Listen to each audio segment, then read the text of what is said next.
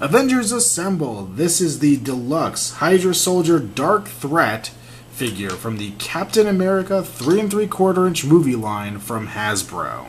It's the only deluxe figure I felt the need to pick up from this line, but it's really cool. I love the look of the flamethrower Hydras in the trailer, and they played a pretty big role in the movie. So I knew when I saw him on the pegs that I had to pick this guy up. Now this figure is a lot like the Frost Giant I reviewed in the Thor line, the deluxe figure, because he mostly revolves around his weapons.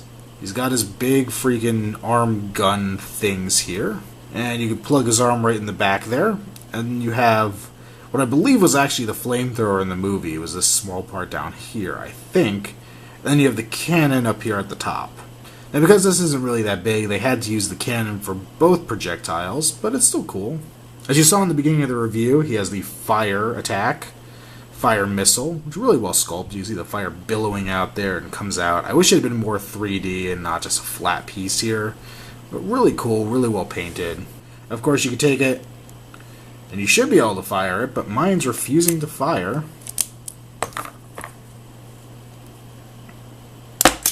There we go. Gun number 2 works. The other projectile you get is the Cosmic Cube Energy projectile, so this is more like when they're on the train, shooting these off. I think you see these first. And that as well will fire. Now the immediate downside with this figure is he's a lot bigger than his normal counterpart on a single card. He's a lot chunkier, a lot taller, a lot beefier. I mean, his armor is thicker, but not enough to make this kind of difference. So he's a little out of scale with the other Hydra troops.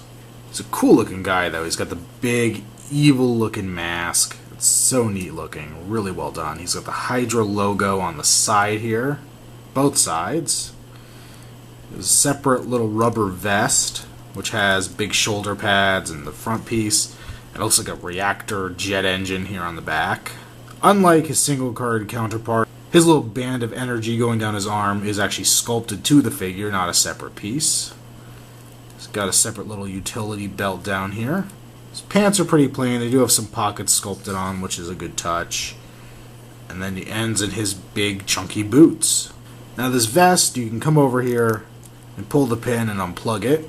It is a little hard to do, but you can take it off, and you can see that he has sculpted on suspenders, a bit of a sculpted on backpack.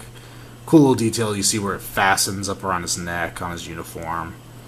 I don't know why you'd ever have him like this. He doesn't look fantastic like it, but it is kind of neat to know you can take that off and there is still detail underneath.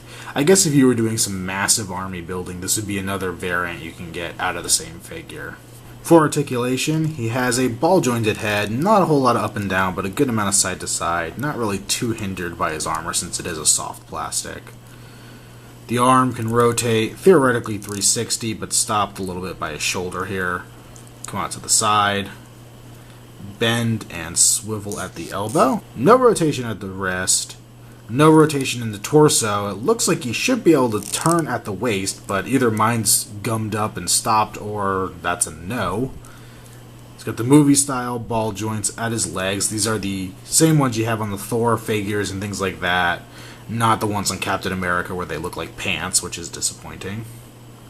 You can bend and swivel at the knee, and that is it. No ankle articulation or anything else. Overall, I really like this guy. He may not be in scale with the other Hydra troopers, but you can kind of explain it away as maybe they pick bigger guys to do this because they have to carry so much gear. Overall, I think he's a cool figure. I love the character in the movie, as I mentioned before, and I think this one is one that you could feasibly troop build because you need, what, like a couple of them? Maybe 4 or so, and you could have a good amount. The other Hydra troopers I mentioned, you kind of need a billion of them to really troop build them and make them look effective. But these guys, since they're bigger, bulkier, more badass, kind of just need a handful of them and you're good.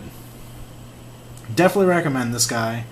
The deluxe figures do run a little extra, but they seem to clearance out or go on sale easier than the other figures, so maybe you'll get lucky and pick one up at a good price. This has been another Outside the Box review.